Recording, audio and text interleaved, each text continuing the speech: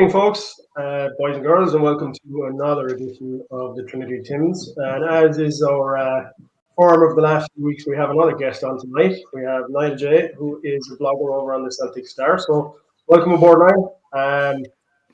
You prepared for a roller coaster ride with these nutters? Certainly picked a tough one to make a debut after a result like that yesterday, Eric. Yeah, definitely. And as usual, I'm joined by my colleagues Joe McHugh from Video Cells and James Forrest from the Celtic blog. And obviously, I'm Eric Knott from Read Celtic. So you know us all at this stage fairly well. We won't beat around the bush. We're going to jump right in tonight. Obviously, that was a shocking result at Dens Park yesterday. And it's probably fair to say that our football has become so pedestrian and so predictable now. Even Dundee have it figured out. And Stephen Presley has it figured out. And that was a pretty shocking performance yesterday at Dens Park. There was no sort of thrust from the team, no sort of ability to break down that Dundee team. Rodgers just does not seem to have a plan B at the moment. And tactically, the tactical inflexibility is still there. And this is something we've discussed probably a fair bit over the last few weeks on the podcast about, we've kind of delved into his tactical inflexibility. And he showed that again yesterday. So it's my belief that if we enter into the game against Hearts, the domestic games that we have coming up at the moment, aside from Europe, we have Hearts next weekend at Tynecastle, we have Falkirk midweek at home, and then we have Rangers at the League Cup semi-final at Hampden. So that's a serious... Okay, Falkirk, probably not too much to worry about there. Although the way things are going now at the moment, you wouldn't really know. Hearts away, if Rodgers approaches that with the same kind of tactical naivety, is the word I'd probably use, as he did yesterday at Dundee, I could see us on the end of a 4-0 hammering like we were back in 2017 when we came to the end of that record-beating run that we had, that record unbeaten run that we had up until that point, and then Hearts gave us a hiding. Those guys are flying high. They're doing really well at the moment. They're scoring goals. Morale is through the roof. They're 5 points there at the top of the table. They are in no way going to be afraid of us. In no way are they going to be afraid of us. So, we need to sort of pull yesterday's result apart. So I'll go to you first, Joe. What was your feeling on events at Dens Park yesterday? It was quite predictable. The team played flat as usual. Their opponents raised their game and they got a couple of breaks. Things went quite well for them. And it was another of those games where we could have played all night without scoring. We brought in Johnny Kenny at half-time. Never really changed anything. Nothing. No, you could put anyone in that team just now and they would struggle. It's not as if there'll be a bit of a clamour now for Arne Engels to come in and change things.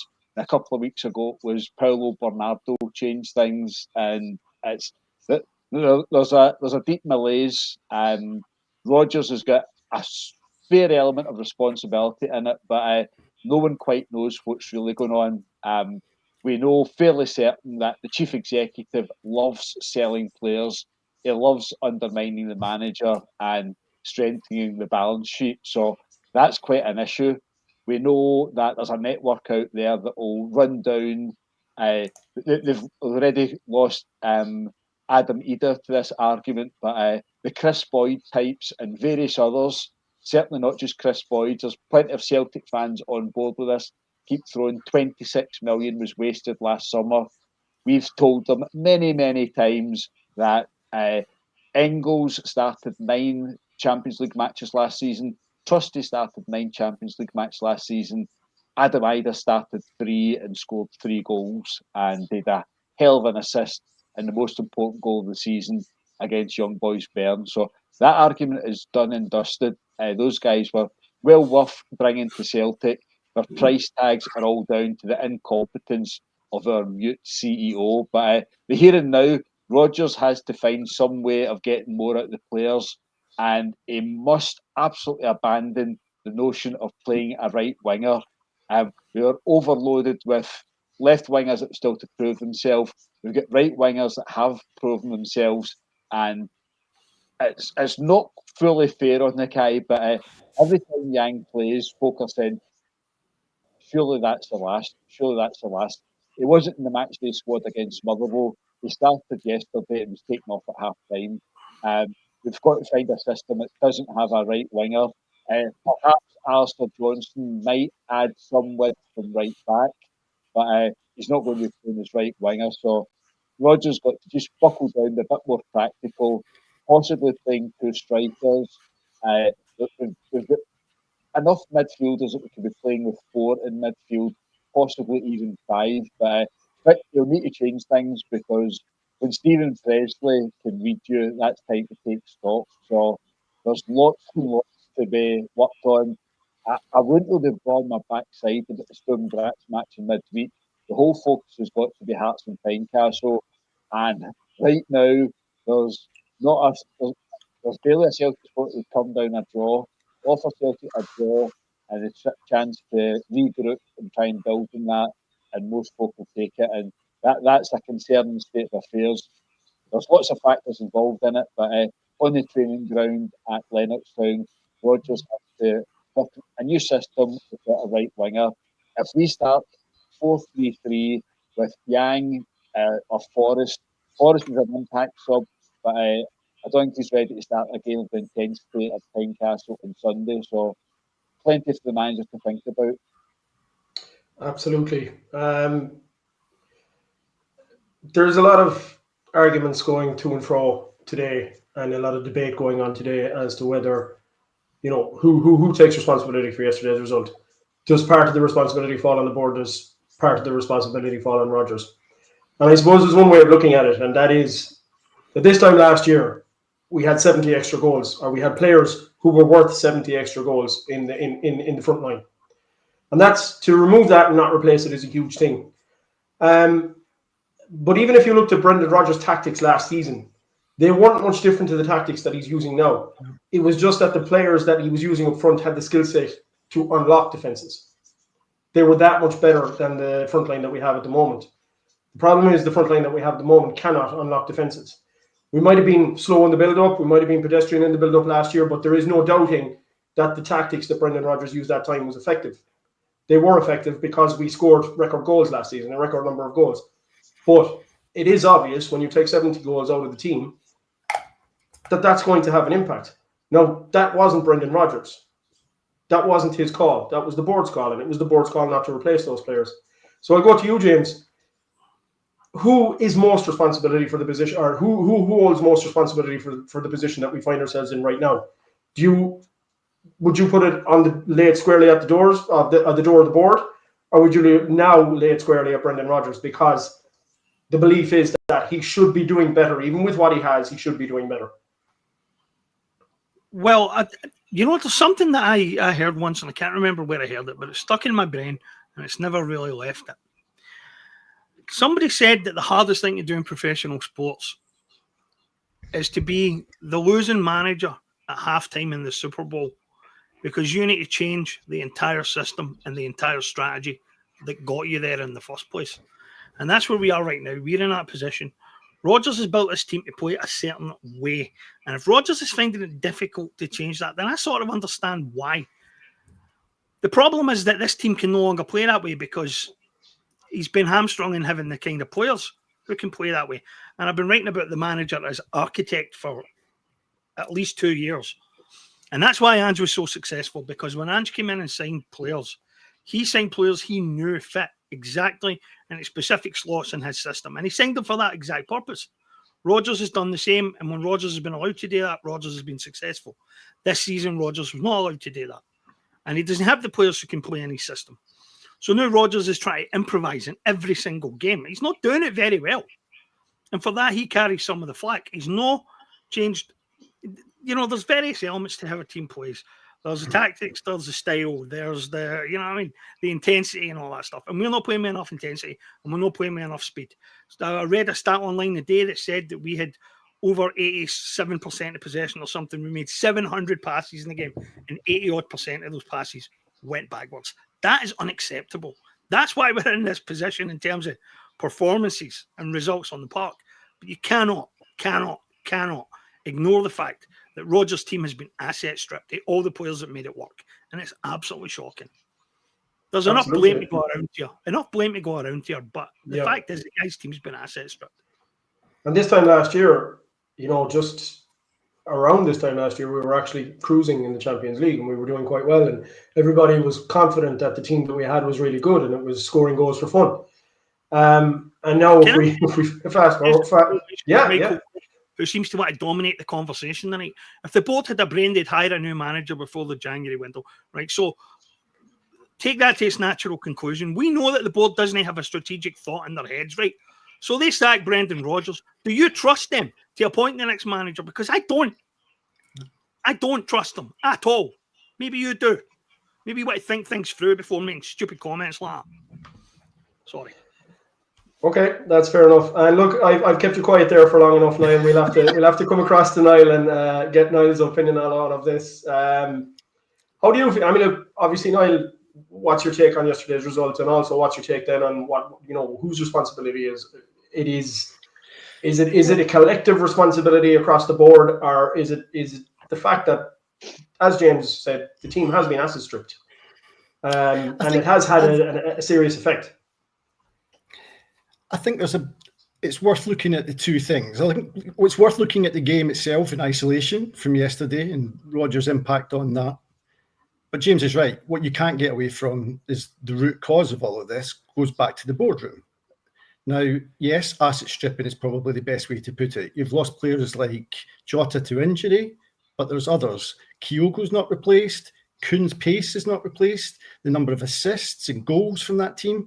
And even if you take Adam Ida, who perhaps wasn't everyone's favourite, that's still 20 goals from that team. Yeah. But you look into that performance yesterday, and that's on the manager. No Celtic team goes to Dens Park and loses to a Stephen Presley team. No Celtic manager should be losing to a Stephen Presley team. It's quite simply not acceptable at any time. Even if this was in COVID and we were stripped back to the bare bones, you would still expect to go to Dundee and put in a more of a fight and of a performance than we got yesterday. It was a joy. I wrote an article this morning, and I think the word I used in there was it was a joyless experience watching that yesterday. Oh, yeah. And I'm afraid it's actually becoming a pattern, whereas back in the day of Ange Postecoglou in charge of Celtic, you couldn't take your eyes off the screen. You couldn't take your eyes off the action. It was constant. Even the substitutes coming on all made an impact. Now we've got Brendan Rodgers playing this, and I get it. I understand it's a different style and it's a possession-based approach that he's taken to the games. But what it is doing is just having players passing from Scales to Carter Vickers into McGregor. It's like our playmakers at the moment are looking like Carter Vickers and Scales half the time. We've got three midfielders who seem disjointed. Now, whether that's the loss of Greg Taylor, who used to invert into that central area, absolutely, perhaps support Callum McGregor a little bit. I think the idea at the start of the season had been to maybe go a little bit more vertical, perhaps have Tierney going down the left-hand side and maybe having Hatate dropping back that little bit deeper, or Engels coming back occasionally that little bit deeper. It was quite evident long before the Dundee game that Hatate and Nygren are not particularly suited to being in the same team together. Callum McGregor is starting to look isolated in the centre of the park to the point that he's getting criticism, whereas some of that criticism is valid. But he's having to do much like that COVID season, we're looking at Callum having to do an awful lot of extra work to cover the defensive responsibilities of players who the defensive side of the game doesn't come naturally to. Yeah. Now, we could look at the system in terms of going maybe to three at the back, and I would suggest perhaps even a box in midfield rather than a flat midfield four, and using wing backs, allowing us to play still with one striker, because we've only got one Rodgers really trusts, but it would allow Balak Wisher perhaps or Hatate to play just off a striker, and perhaps allow Nygren to play on the other, but narrower, and allow the width to come from wing backs. We've already got Sirachi, who's looks to every inch a wing back to me, proper wing back to me. And on the other side, it might be the perfect timing of it because we've got somebody like Johnston coming back into the thinking. It would be that insanity question of repeating the same thing and expecting different results if we don't look to try something else. Now, whether that's personnel or whether it's tactics, whether there's people in that squad who are not getting games, who have the appetite and the hunger to come in and impact games to prove a point, or perhaps it is a case of we look to change the system itself. But this sticking to the 4-3-3, and as Joe mentioned earlier on, not having the right winger to come in, we've used Nygren, we've used Yang, we've used Forrest, we've used Maeda. The only one that has been passably acceptable has been Maeda, and even that, you're asking him to play in his third favourite position. It is time to try something else, Brendan. That's what it comes down to. Yeah. Well, he did. Sorry, Joe. I'll let you go there now, James.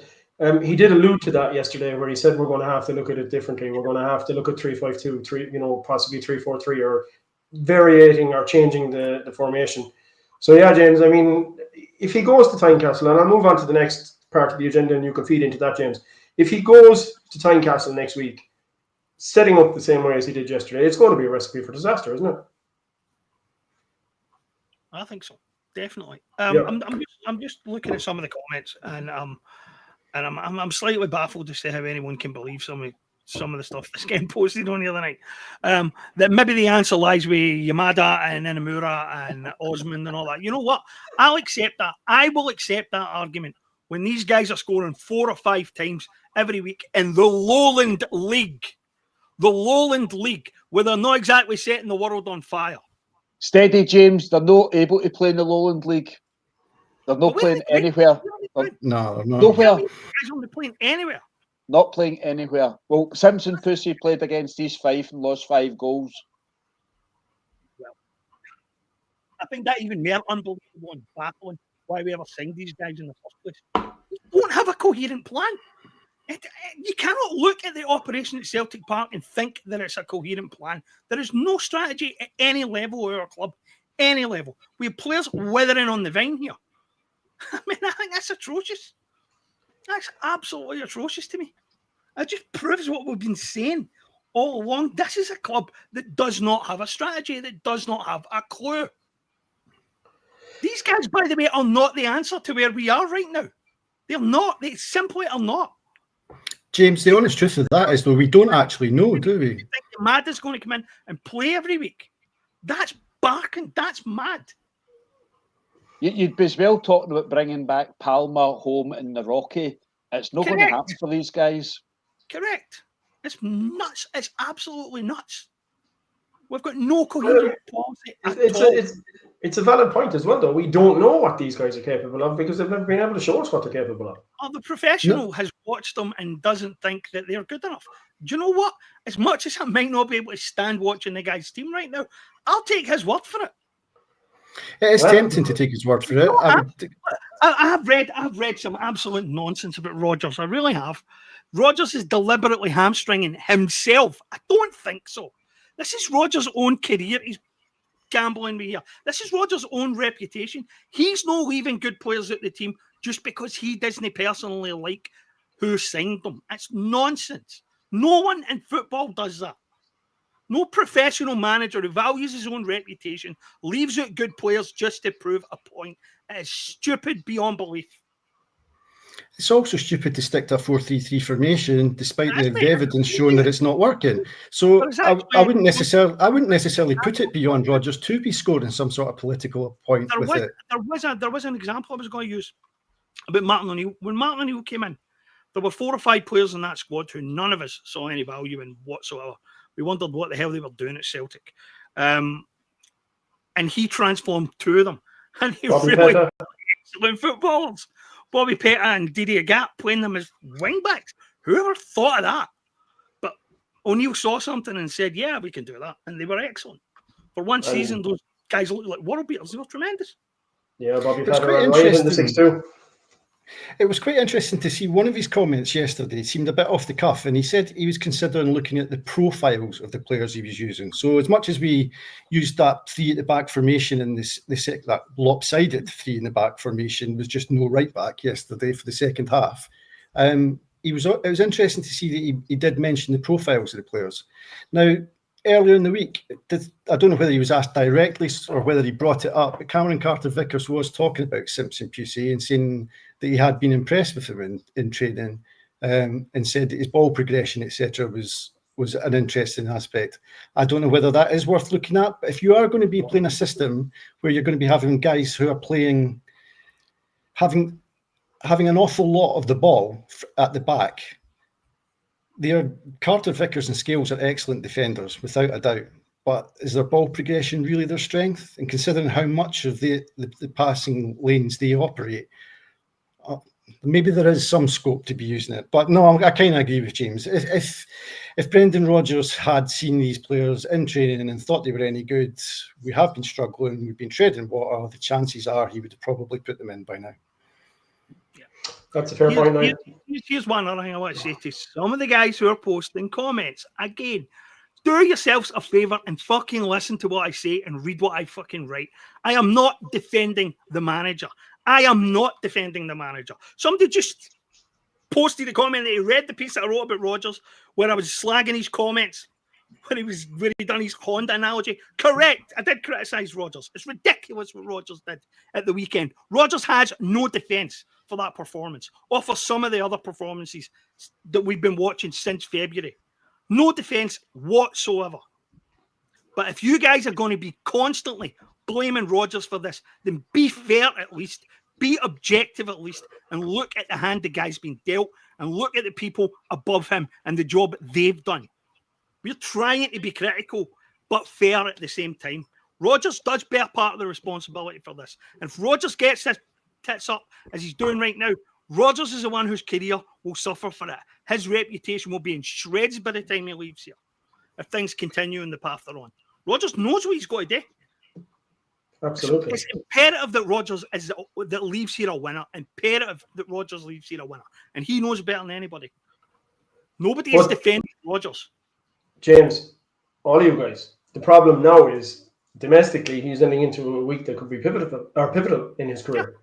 Well, and like he has to come up with better ideas when we go to Tynecastle.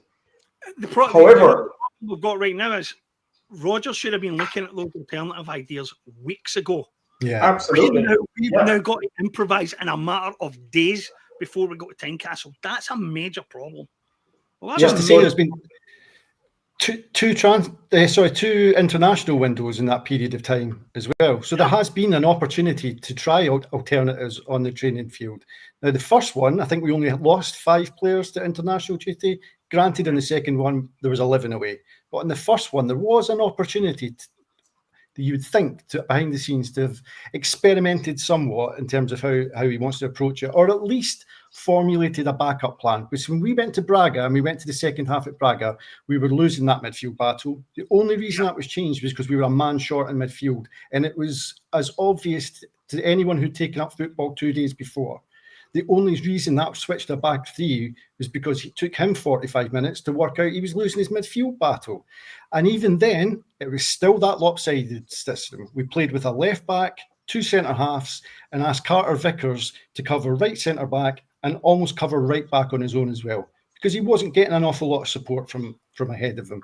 There were opportunities in those international windows prior to that to at least formulate and practice with a plan B. Now, he might have done, but there seems little evidence of it so far. But you see, the problem is, guys, right? We go to Tynecastle next week. We know now that there has to be a different approach in this game. But then there's Hampden the following week. And let's be honest about it. The Ibrox side are an absolute shambles. They're a shit show. Danny Roll isn't going to change much in that period of time. And it is confirmed this evening that Danny Roll is officially the manager. He was on the front of the record in his blazer and his tie. So that's official now. The simple fact is, Rodgers has not beaten the Ibrox side in a long time now. Okay, we have to go back to September of last year to the time outside. We will talk about in the league, but also, okay, we won on penalties in the League Cup final. But the fact of the matter here is, he is coming up to a side that has been utterly shambolic this season. There isn't much that Roll is going to be able to change in the space of a week and a half to just under 2 weeks. We should have been Right. making the transition weeks ago. Yeah. So, okay, you would. I'm just playing devil's advocate here. You would understand if we don't get a result at Tynecastle the way things have been going at the moment. You would not understand if we don't get a result against them at Hampden. And that, to my mind, that leads into making life very easy for the board, because that gives the board, if he gets knocked out of the League Cup, he loses to Hearts, we have some poor European results mixed in there, his jacket's on a shootly peg. The board will be looking at it and saying, now's our time to pull the trigger. I'm not convinced the board is in any position to sack Rodgers. I'm not convinced that they have any. I'm not convinced that they have the guts to do it. But do you not think they're looking for an excuse? Even if it becomes absolutely, undeniably necessary to do it, I don't think they'll do it. Because listen, the minute you get rid of the manager, right, then the focus is back on them, and they don't want the focus on them. They'll keep Rodgers in there, twisting like a fish on the end of a line for as long as they can. At the end of this season, they're going to have to make the biggest decision that any of them has ever made. And I don't trust them to make it. I don't trust them to make a good one. By the way, we've been extraordinarily fortunate. And the managers that we've hired in the last 20 years, extraordinarily fortunate. At least 3 of them were bolts out of a clear blue sky. And I simply do not believe that they will get this one right. Because I look at the available manager pool and who's likely to be on the available manager pool, and the credible ones won't touch us. They won't come anywhere near us. And I won't be able to blame any of them for it. Because, I mean, you see the situation at Ibrox right now and the difficulty they've had finding a manager. 2 managers have already walked away on the basis of being told what the policy is now. I know there's a lot of Ibrox fans who are blaming Thelwell and blaming the chairman and whatever for this. But the fact is, all these guys did when they met with these managers is when it came to the fine detail, they said, this is the policy. This is what the guys above us have decided, and this is what you have to work with. And at that point, Gerrard and Muscat just both went, no thanks. Now, they guys are getting blamed for that. You're getting Thelwell getting blamed for that. You're getting Stewart getting blamed for that. But the 2 of them are just instruments of policy. They've just went and told the managers, this is how it's going to be. And when we next interview a manager, we're going to have to tell them, this is how it's going to be. You'll be a head coach. We will sign your players. We will decide the signing strategy based on algorithms and numbers and mathematics. And you're just going to have to work with what you get. And no credible manager is going to come and work under that. And even if credible managers were prepared to come and work under that system, the first thing that they will do is call Rodgers and they will say, what are they like to work for personally? And Rodgers will say, what? The people that stab me in the back, don't even ask. Yeah, but like, position. We're in deep shit here. Let's not beat around the bush. We're in deep shit here. We are, but like James, if, and this is not beyond the realms of possibility, if they pulled the trigger, right, you would not put it past them to put John Kennedy in charge of the squad till the rest of the season. 100%. I could see that happening. That's the ultimate disaster. I think Sean Maloney might. I don't think John Kennedy would go near it. They would. Kennedy's they did before. They do it again. What do you think, Joe?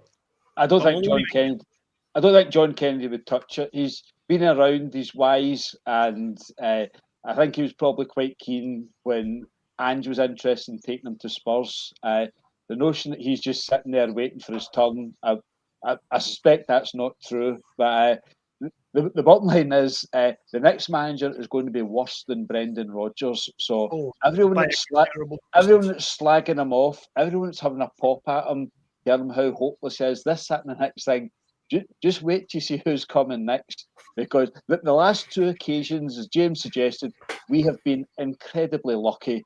We didn't have a clue who to replace Neil Lennon with. We had a managerial review in, I think, December, and we came up with a solution in February 2021, and that managerial review came up with the conclusion that Neil Lennon is the best manager to be in charge. Neil Lennon is the best man to be in charge of Celtic. A couple of weeks later, he lost again to Ross County and was gone. We tried for weeks and weeks to try and find anyone, and finally, Ange Postecoglou's agent, Frank Trimboli, was banging in doors all across Europe to try and get him in. AEK Athens made a mess of it. and Celtic landed very lucky.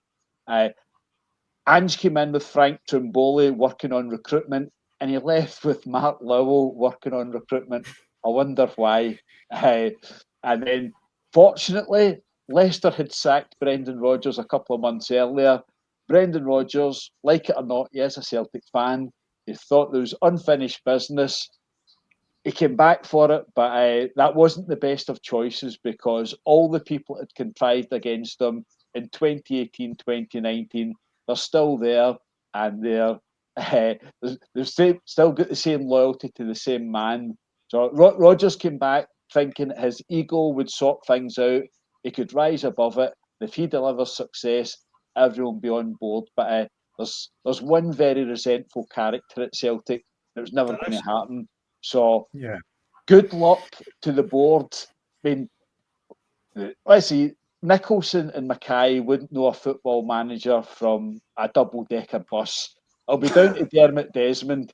Dermot Desmond has got a good instinct. Dermot Desmond tends to know decent managers to put them in and then leaves them to get on with it when the infrastructure isn't there. And again, decent, competent managers, they'll be saying, what's your recruitment structure? How are the players coming through from the youth team? Is there anyone I can bring through? And at the weekend, Celtic B lost at home. I think it was 3-1 to Bo'ness United. That's on top of the defeats to Bonnyrigg Rose, Linlithgow Rose, and whoever else. So there is very little at Celtic. Fortunately, in recent times, we've been able to get results and dominate domestically. We've had one good season in Europe in the last 10 years. And for all those that are rubbing their hands with glee and looking forward to getting rid of Rodgers, it's going to be brutal next time around if the same people are still there. And there's not really any signs that the decision maker at Celtic is more interested in boardroom changes. His priority is the pin positions and the length of grass on the fairway tomorrow, and that's a pretty desperate state of affairs. I mean, there's another thing. Again, there's this presumption out there that Dermot Desmond is some kind of micromanager and that he takes a interest in every single thing that's going on at Celtic Park. Do you really think that guy, if he really was engaged and interested, would have let this drift like this? Would have let this get in this mess? It's absolutely madman. I genuinely, we don't have leadership at the club at any level. We don't have any real visible leadership anywhere. Desmond seems, as you say, Joe, more interested in his golf score than he does about what's going on at Celtic Park right now. He doesn't come to AGMs, he barely comes to games. Him and Brendan talk every once in a while, but he's never once backed Brendan in anything meaningful. He's never once took Brendan's side and made sure that Brendan got the backing and the support that Brendan needs, and that we pay Brendan £2 million a year to exercise. It's mad. There's just the structure of the club is an absolute shambles. So, which brings me nicely into our next point on the agenda, guys. So we know you were just discussing Dermot Desmond there, James, and we know that Dermot Desmond is the major shareholder at Celtic. He has 34% of the shares. So I have a few questions surrounding the other 66%. So I'm interested to know what, if any, kind of influence those 66% have over the club. And, I'm going to put a few questions to you guys in this one, and you might be able to enlighten me on it. Like, who owns the other 66% of the shares? Who's the next major shareholder at Celtic outside of Dermot Desmond? Memory serves me correct. Linsell Trainer, the second biggest one. This what's is their the holding? issue. I can check that for you, actually. It was recently 18.6, but I think they just recently sold a small part of that, 0.6 or 0.7% of it, which was, I'm not really sure the details as to why that was. But Linsell Train, that's what it was at that just over 16%. I think it gives Dermot Desmond that block vote, doesn't it? So no matter what happens at a shareholder meeting, Linsell Train and Dermot Desmond, if they vote the same way, whatever they want passes, or whatever Dermot wants passes. I think there's even an argument to say that the amount of dormant shares that we have at Celtic, which is something around about 15 to 20%, I think, means that even without Linsell Train, Dermot Desmond pretty much has outright control of it. So I think his shareholding standing as it stands, the amount he purchased, I think he was given special permission when he underwrote the share issue back in the day to not have to make an outright bid That's for right. the club. Right. And I think so, but to all intents and purposes, no matter who the other shareholders are at Celtic, Dermot Desmond, whether it's through the block vote with Lindsay Train, assuming that relationship holds, or even if it doesn't hold, I think the dormant shares, because they've got no vote, means that Dermot Desmond himself would probably be able to carry whatever actions he wanted to put through. So a de facto owner, perhaps. Certainly a dominant shareholder, perhaps even a de facto owner, I would suggest. So then in I that believe case, who, is it Chris Traynor that owns 11%? I think Law owns a minor percentage. I think Chris Mackay might own a minor percentage as well. I think it's Chris Traynor at 11, yeah. And James, was it James or Mark Keane? I can never remember, is just over 6% as well. That's right. That's I knew there was one of them on there. Yeah. Okay. So in terms of that then, guys, I mean, what's the actual breakdown of the annual revenue at Celtic at the moment? And like, I mean, how is it even broken up amongst these guys? I mean, in terms of like, how are they, what are they getting out of it? What kind of dividends are they getting out of it as opposed to what Dermot Desmond is getting out of it, you know? I mean, obviously he's getting the biggest amount of dividends out of it, but the other guys like are they just, obviously they're just there to get their dividends and that's it? I'm not even sure there's much in the way of dividends paid out. Perhaps Joe knows. Joe's certainly written about that in the past. The share issue that Dermot Desmond went big in, that guarantees dividends, but there's very few shares that do pay out dividends. So guys like Traynor and Mark Keane, who's the son of John Keane, who was very, very significant in 1994. I don't think there's any appetite from any of them to get involved, to become active. They're quite happy. They've got a shareholding that I think over the last 2 years, the price has probably went up from about, it was steady at £1 for a long time. I think it's now about £1.70. And if they ever wanted to sell up, they'd make a nice profit in the price they paid. But I think they're happy not to rock the boat. The club's domestically successful. The books are balanced. There's no debt issues. If any of them had any real ambition, I mean, Willie Hockey's probably still, Willie Hockey's probably got a bigger shareholding than some of the folk we mentioned. Tom Allison, I think he's got about 1.5%. So there's all these folk, but as Niall pointed out, about 15 to 20% of the shares are dormant and missing. So the Celtic Supporters Limited, they're another group that seems to be making a bit of a push. I don't know if they were behind the sale from Lindsay Train, but the shareholding is all generally pretty dormant. There's not as if there's any buying and selling, trading, any movement. Dermot Desmond gets his dividend, and others, they're quite happy to take a back seat and see how things go. Okay. I think it's probably been quite a long game, to be honest, from Dermot Desmond's perspective. I mean, bar that initial underwriting of the share issue, there hasn't been an awful lot of chance for Dermot Desmond to put money into the club. He's not had to. He's always struck me, and it's an opinion, that he almost, that capitalist way of running a club on the minimum amount of money possible, limiting the costs to the absolute minimum, but maybe looking at the longer game. I think initially he probably looked at the English Premiership and believed there was a possibility Celtic could play there. I believe he probably then considered the possibility of that North Atlantic League at one stage and thought that might be an opportunity. So instead of dividends getting paid, they're playing the longer game and thinking that come a sale or coming access to those markets, the value of the club goes up significantly, and perhaps they press the button at that stage and make the killing, at that financial killing at that stage.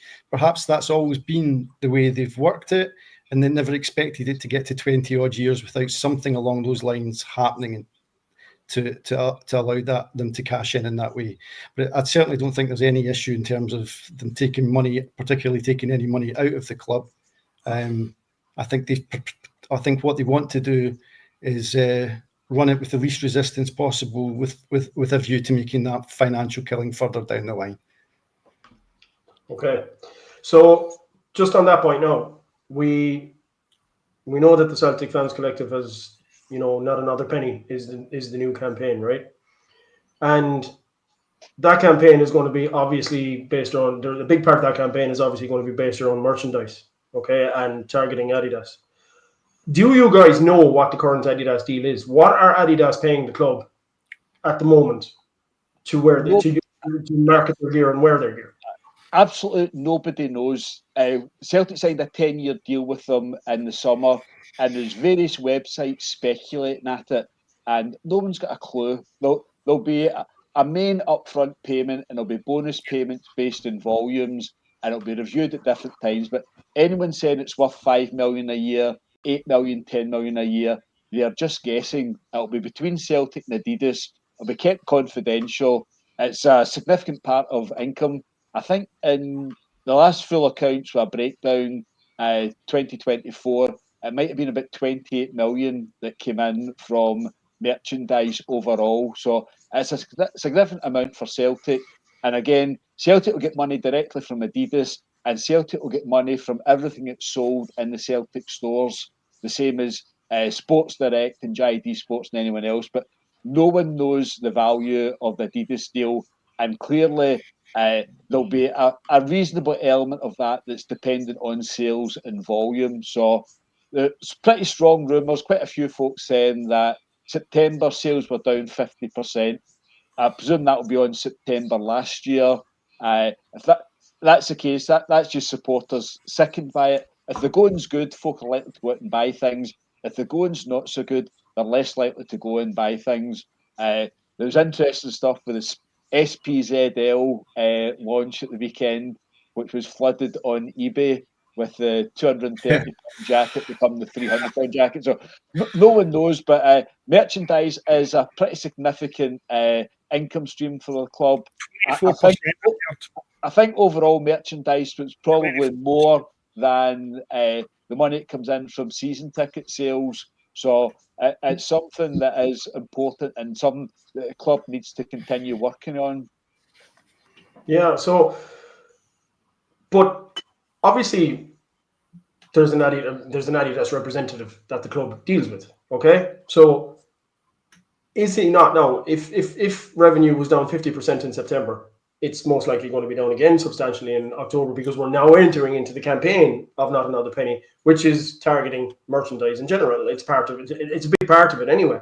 So what Adidas would have to be looking at this and going back to the board and saying, listen, guys, we put our faith in you. You've done a fantastic job up to now. You've broken all sorts of records. We didn't expect this kind of return on it, but what's happened? What's gone wrong, and why has it happened? And is it going to put Adidas in a position where they're worried about their partnership with Celtic because of what's going on at the club right now? Well, I mean, Adidas must be wondering what the hell is going on right now, right? Because they've just signed a record deal. Celtic fans will buy anything that Adidas produce. I mean, it's just a fact. And if they're seeing a 20-30% drop in sales, they were looking at the situation at Celtic and thinking, what the hell's happened there that we're facing this? Whose fault is this? And it will not take them very long to figure it out. I mean, we're the most successful club in this country by quite a distance. Not just by the official numbers, considering our alleged closest rivals I think they've got 3 trophies.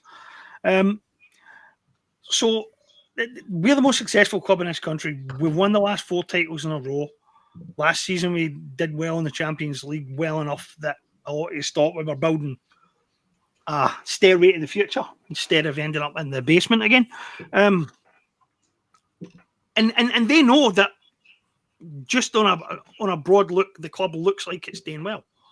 So they must be wondering, we've got fan protests all of a sudden, we've got boycotts. What the hell is happening there? What the hell is happening there? We've got games getting stopped because people are throwing balls onto the pitch. What is going on at Celtic? And yes, that creates a bit of internal pressure. on the people in charge, and that's how it should be. That's how it needs to be. We need to just keep ramping that pressure up by whatever means we can, and the boycott will work in that respect. The boycott will work in that respect. Yeah, but their crass reaction to it. Buy-in. See, we'll never get total buy-in, right? But you have to wonder at what level it starts to hurt them, and it starts to hurt the board of directors because of the pressure they're putting on the board of directors. As I said a couple of weeks ago, what does a successful boycott look like at a club like Celtic? 20%, 30% is a serious number. And that when you're talking already 50% in September, and now we're entering into that campaign of not a penny, not another penny. So now, yeah, continue what you were about to say now. It's unnecessary for us to have got here. It's completely unnecessary. So something must have gone wrong somewhere, completely spectacularly, gloriously wrong, and they will want to know where things have gone wrong and what people intend to do to fix it. That's the kind of pressure we want to create. I think the 50% figure, I saw in the comments someone saying that wasn't true. I think that figure actually came from, I think it was Paul John Dykes over on Axom. He stated that total club revenue from merchandise. Yeah, not just the Adidas, certainly not just the Adidas. It was over the shops altogether. That's a significant amount, and I think it's worth also bearing in mind, as you mentioned, I think you were starting to allude to, Eric, is that was without an official boycott. That was without the Celtic Fans Collective putting out there saying, let's do this together. And let's also consider one other possibility. It's October now. We're moving into November. We're hitting the Christmas market. You can't tell me that's with any other business. The vast majority of Celtic's sales don't happen across November, December, and even into the sales part of January. And with that being a concerted effort across the fan base, okay, Joe's right. Not everyone is going to engage with this by any manner of means. But I've spoken to a lot of people who are. In fact, far more who are than aren't.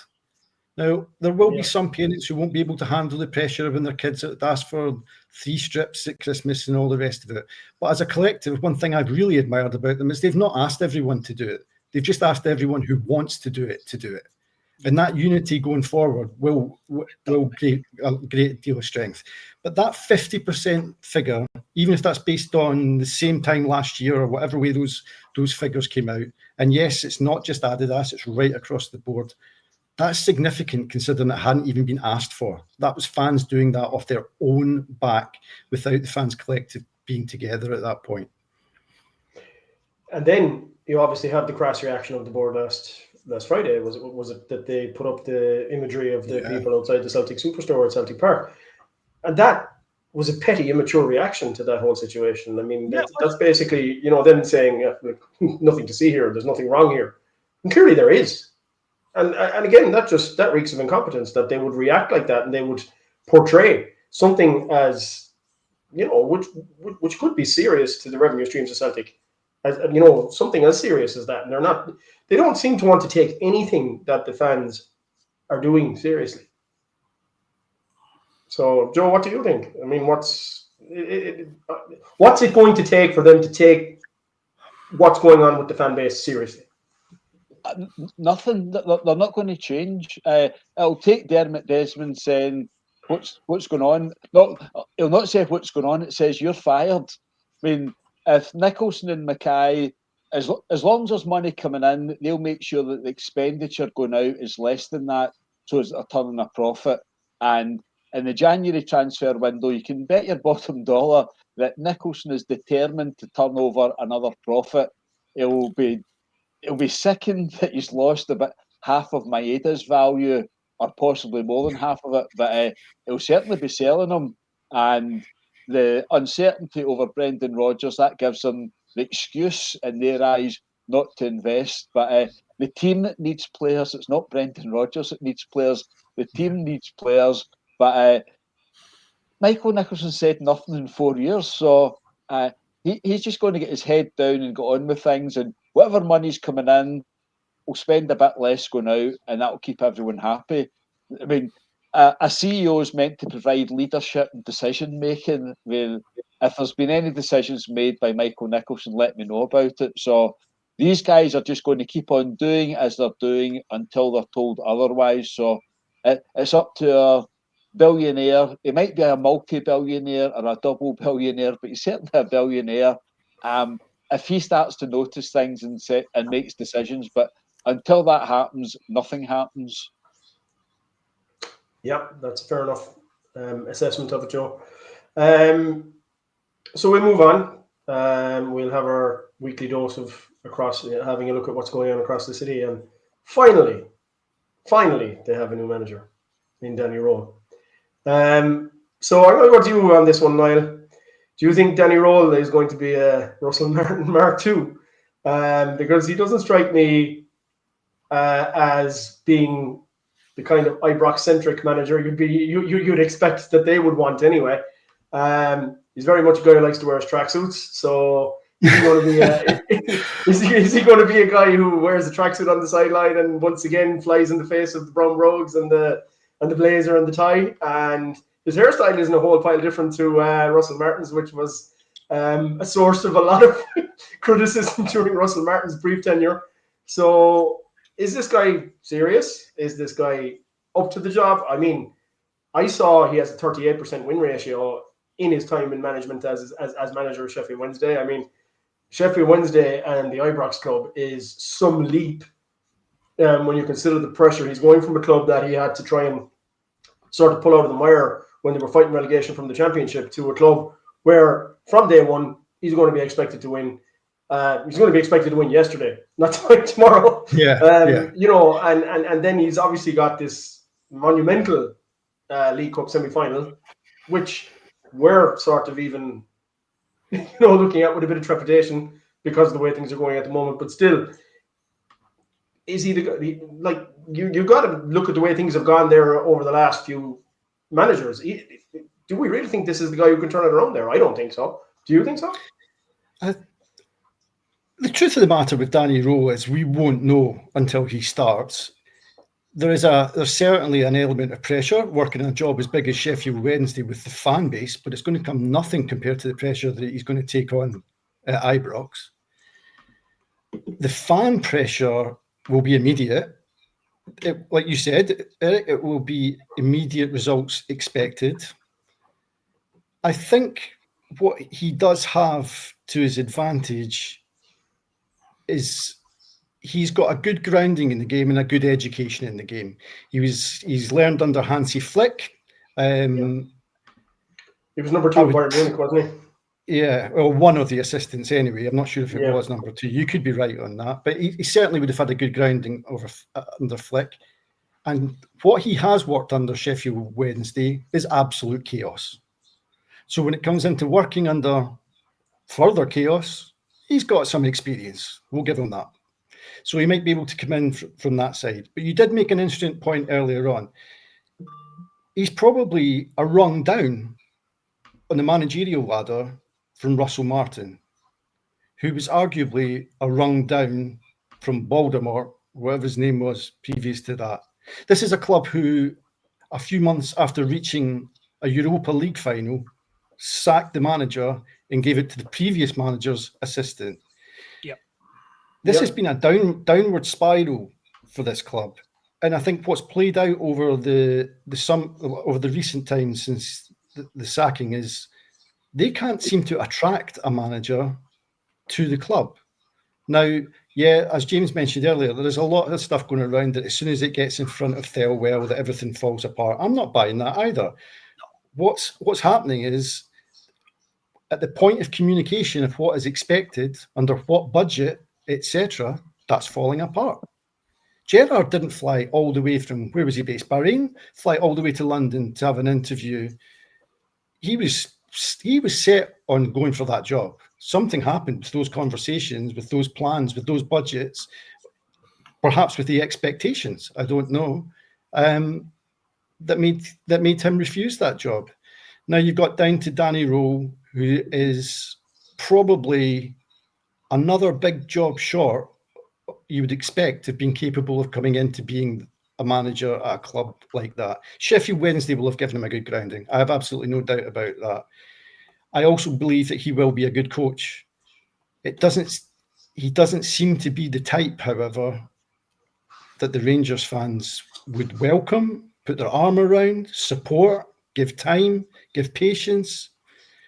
I don't see it happening for Rowe immediately. And the problem he is going to have is he might have worked under pressure before, but it is going to be immediate. He's just watched his predecessor have to leave under police escort before he lost his job. From that side of it, he knows he's going to have to hit the ground running. Will he be capable of hitting the ground running? All I can say is he's a decent grounding at a big club, but this is a hell of a jump to take. Yeah, absolutely. Joe, what do you think?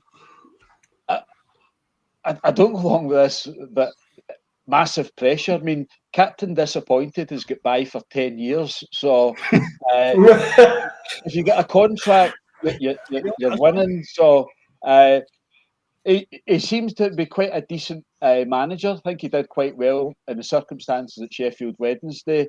He's got a good coaching background, but the toxic supporters will soon sort him out. The slightest their weakness, and they'll be after him. They detest Thelwell and Stewart, and he'll be seen as being someone that was agreeable to their plans for the club. So that's an obvious sign of weakness. A German wearing a poppy, that would be a good sign. I'll see how that goes. As I say, I think he's probably quite a decent coach, a decent manager. He could possibly work at a reasonable level in Germany or England, but their support will soon do what they do. He's not even getting cheered to the rafters, and neither was Russell Martin. However, Beale was brought in like a all-conquering hero, the brains behind Gerrard.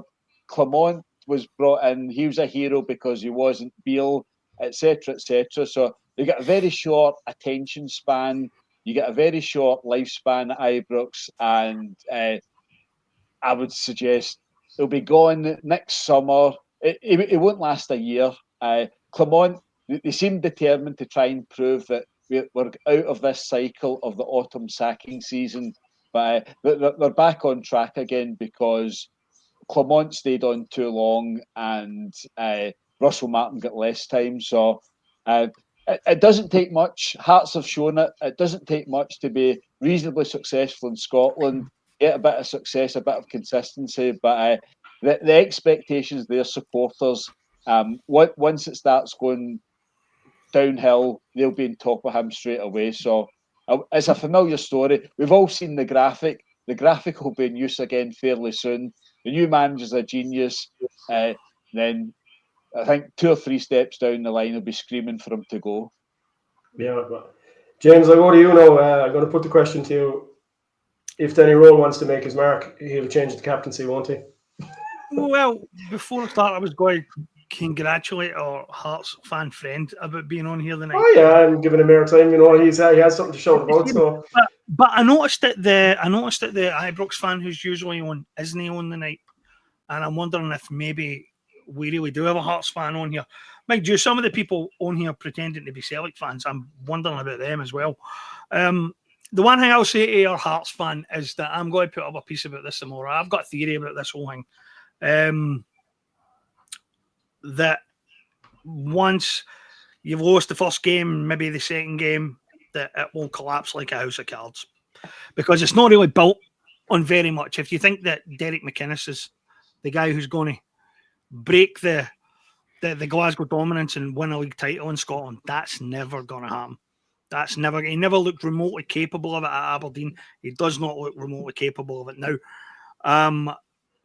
So, you know, I would not get your hopes up too much because it's house built on sand. No offence. It's nice to have a challenge for once, but it's not going to last. In terms of our friend across the city, our new friend across the city, our new little plaything, our new little pet, his grave's already dug. Lime and everything, it's already dug.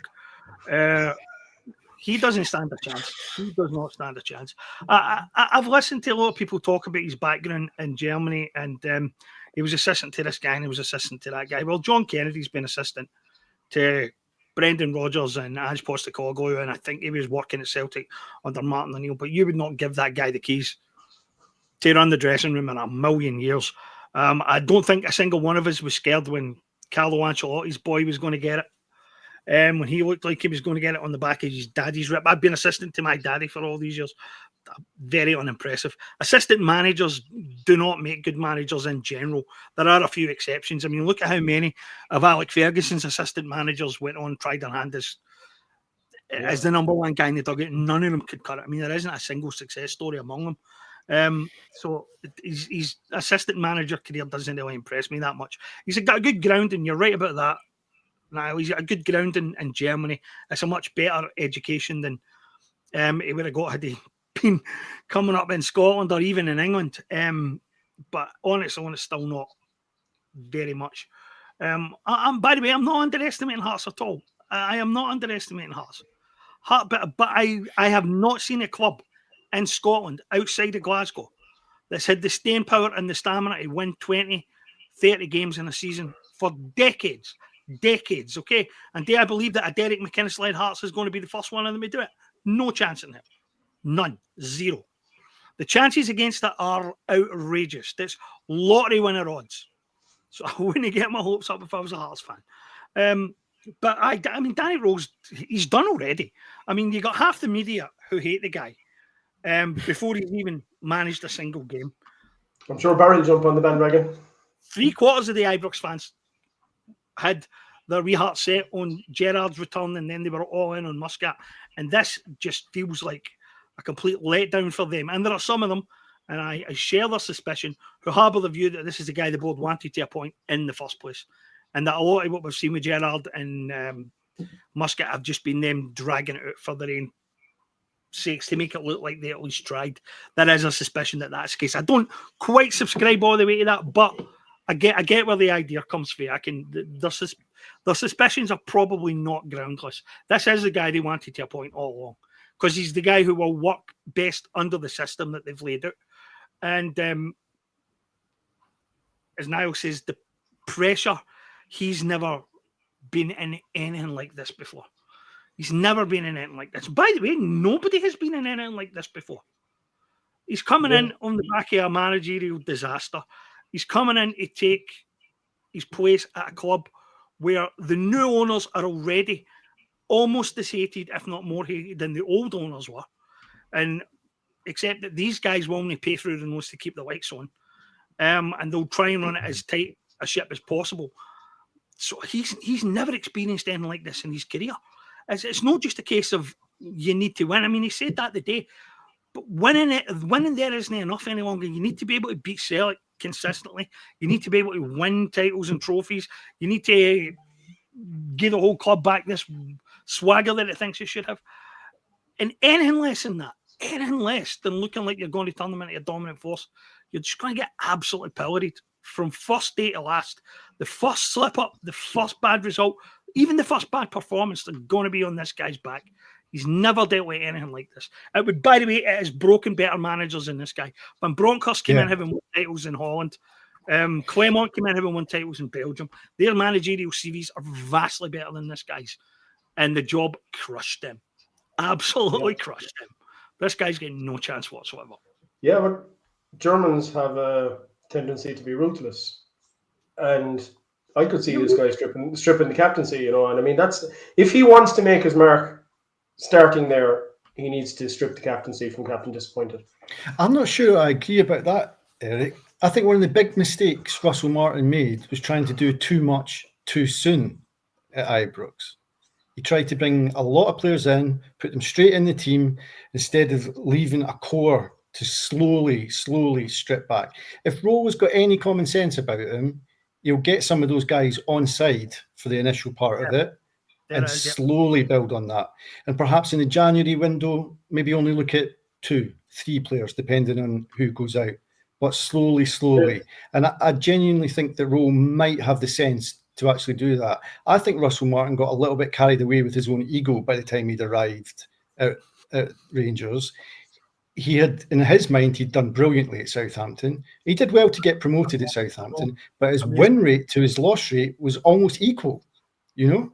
And then he came into a dressing room thinking that they would be, perhaps that Ibrox dressing room would some way be lauding the arrival of a former Premier League manager to get them out the mire. And I think he lost the dressing room quite early on. And I think part of that was down to the fact that he perhaps removed players. I think from what I heard, Dessers was a popular chap in the dressing room. They punted him and got a striker for £8 million who's hardly kicked a ball in his career. There's some bizarre signings were made in that. Whether they were all Russell Martin or whether they were Thelwell, who knows? But the changes were probably too quick. And I think it was ego-driven rather than talent-driven from Russell Martin. And that was probably his downfall. If Rowe's got any sense in it, you'll have looked at what happened through the Russell Martin thing and perhaps take things that little bit slowly.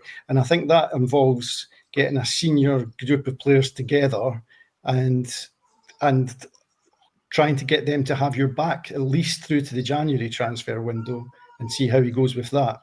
Whether he gets the time, whether he's the sort the Ibrox fans like, as Joe mentioned previously, patience isn't going to be in abundance.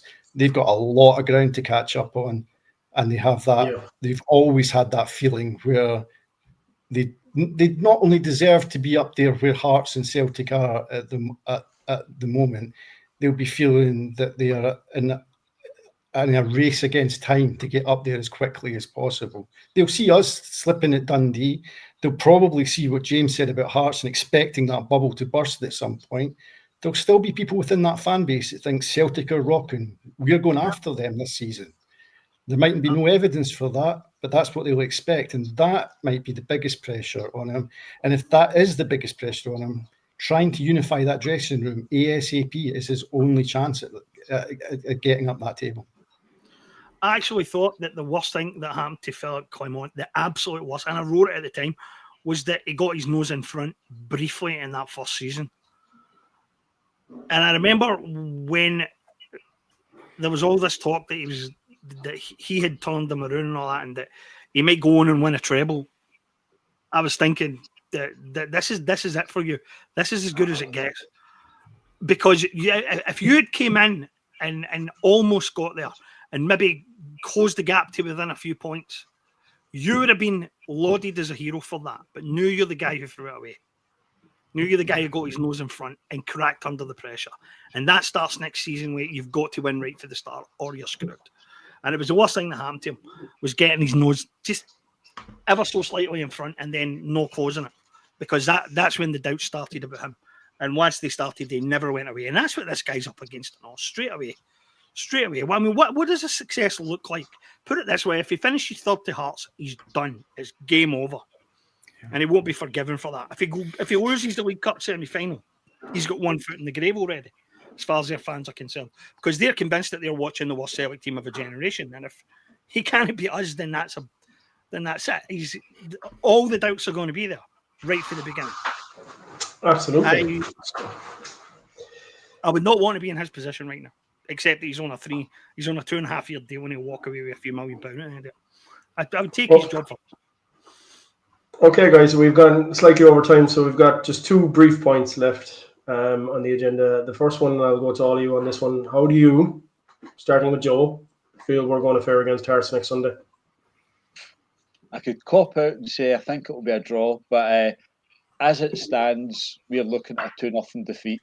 I hope I'm wrong, but there's not been much.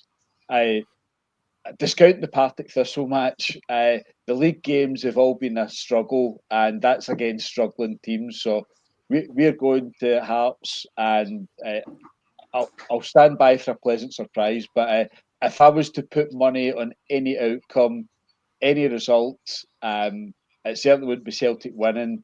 One each would be a cop-out. But as I say, as it stands, I think you're looking at a 2-0 defeat. What about you now?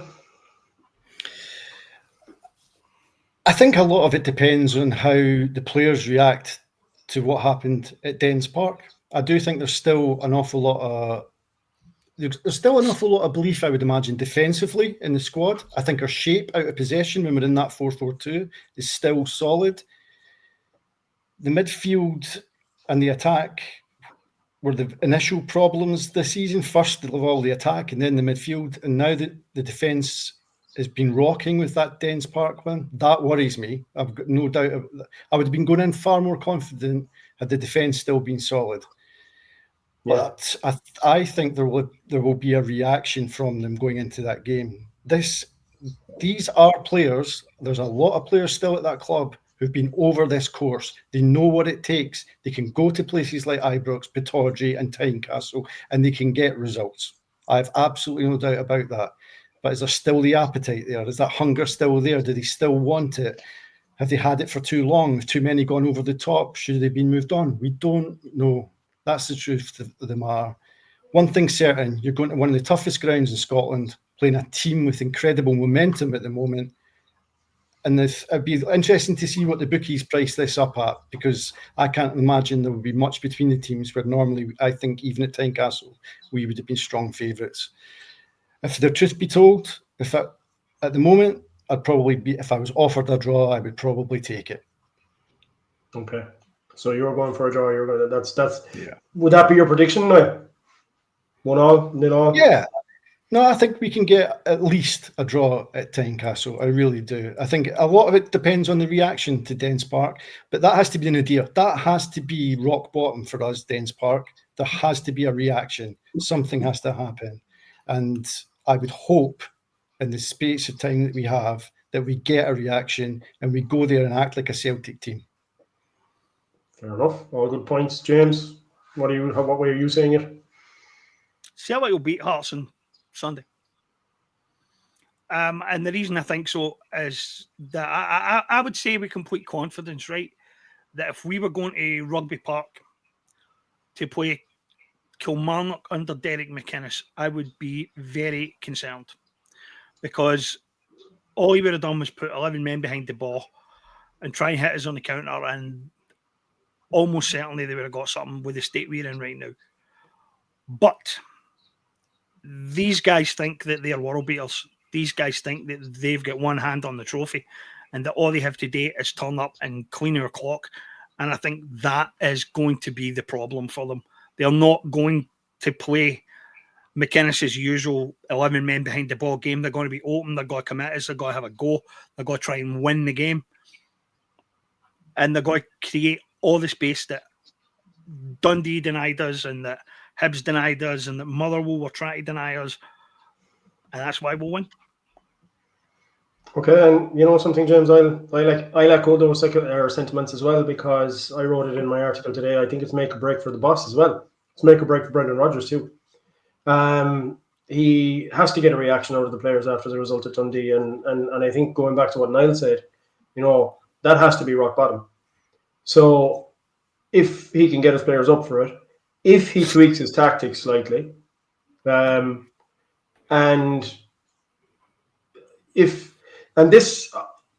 think it'll be a slim win, 2-1, 1-0. Maybe, you know, I don't think it'll be, you're not going to run away with it. But maybe the whole Honda Civic comment might be the motivation that the guys need. maybe he'll try to use that to his advantage and say, look, guys, you know, I wasn't pointing that at you. I mean that we need to be like a Ferrari when we play against Hearts. That's what we need to do. We know we're capable of being a Ferrari.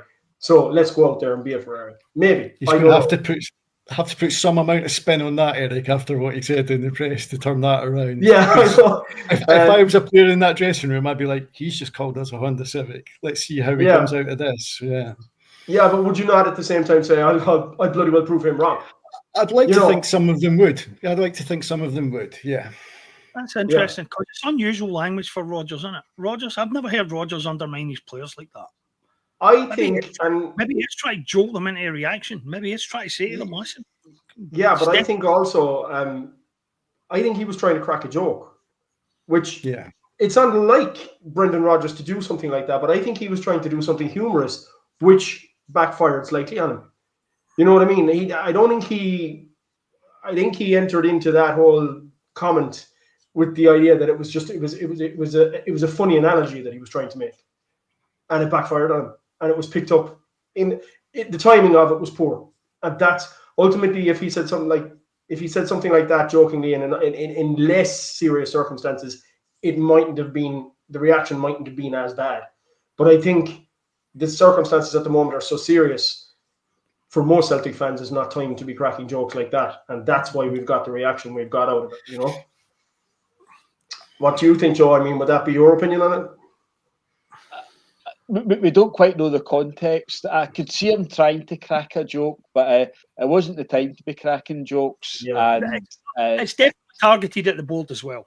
It's not just a dig at the player; it's a dig at the board and all. Yeah, that's true. yeah, it's the expectations of the club. The Ferrari is playing in the Champions League, and when you get rid of your better players, just be very, very grateful this week we're not in the Champions League. I mean, it's a terrifying thought. And, the recruitment wouldn't have been any better in the final week of the transfer window. And if we were in the chat, it's only Sturm Graz. And again, I wouldn't put a penny on Celtic winning that match. We'll see how it goes. But thankfully, we're not in the Champions League. Well, it was only Braga last time around, wasn't it? I'm telling you, Brendan's judgment will come under serious question, right? If we play that game with the same tactical system we played at the weekend, because now he's got one game where he can try something different and see how it works and see if he can get it right. And other than that, we're going to Tynecastle either playing the same way or with something completely experimental. And this is his chance to find out if he's whatever ideas he's working on are going to work. But he's got nothing to lose at this point in time because no, exactly. I think most is consider it a throwaway fixture. So yeah. So look, guys, we've got a bit over time. I want to thank Niall again for coming on, and his input was excellent. Thank you, Niall. Thanks for having me, guys. I hope it won't be I hope it's the first time, but I hope it won't be the last time. We'd like to have you on again in the future. I'd love to. Yeah, absolutely. And as usual, as in the people who are on and our fans, if they like what we're doing and they enjoy it, click like, subscribe. We're pushing towards the 2,000 subscribers at the moment, which is pretty good. We're as we've said plenty of times, we're a young podcast. We're just coming up on our first year anniversary in December. So we've been delighted with the response in the first year so far. We really, really got good momentum. And more often than not lately, we do have a guest on. So that's definitely benefiting the podcast. So I'll wrap it up with that. Once again, guys, thanks for your input. It's been a great one again, as usual. And we'll all reconvene this time next week. And we might possibly have another guest on. We'll see. But once again, thanks a million, and we'll talk to you again next week. Hail, hail. Cheers. Hail, hail. Thank you. Bye-bye.